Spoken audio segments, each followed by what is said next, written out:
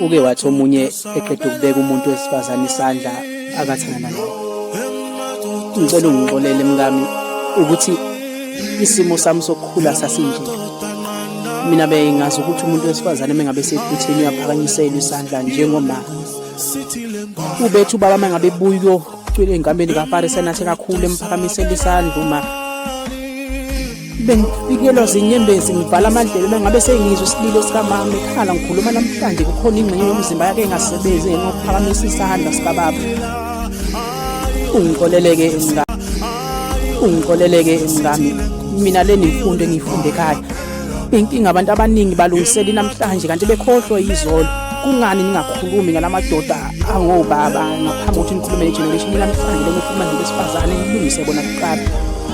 Ngoba imfundo iqala ekhaya. Mina bengimbona uma ikhala mihla namalanga ngenxa kababa. Bengithi mhlawumbe yona ndlela okulungiseka ngayo umshado mengabe uphakamisela umuntu wesifazane isandla nami kilokho ngikwenze kuwe ngoba nginethemba lokuthi khona kuzolungiseka mangabe usephutheni. Kodwa-ke mngami-ke kugcine ngokuthi umama wami uhambe emhlabeni ngenxa yesandla sikababa wami.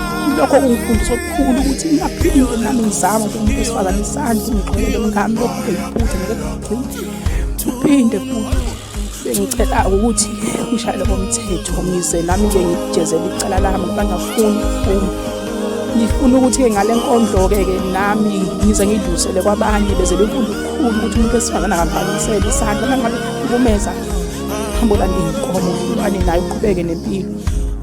Usungamayeli ubizwa ngasehluleki kunokuthi ubekezelele into ongayiboni ukuthi ibhekeni ngoba isigcino zomphakamisa isandla umkhipha umphefumulo uzodinela ejele vele sibizwa ngokuthi thina amadoda siyahlukumeza sisiqanqa ngabaleli ngithi amadoda aqoqe silwisana nesihlava sokuhlukunyezwa abantu besifazane nje sekwanele nesiqalo sasingafanele. Mina mngami ngikhulele phansi kwesimo esibi lapho baba ehlukumeza umama phambi kwami kodwa-ke lokho ngithatha ngakubeka emqondweni ngikhule nakho nami bengazi ukuthi umuntu wesifazane uyabeka isandla ucela ungixolele.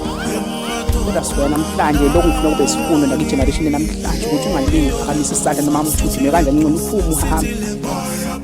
Sekwanele-ke nesiqalo sasingafanele imboni yaseNhlwathi.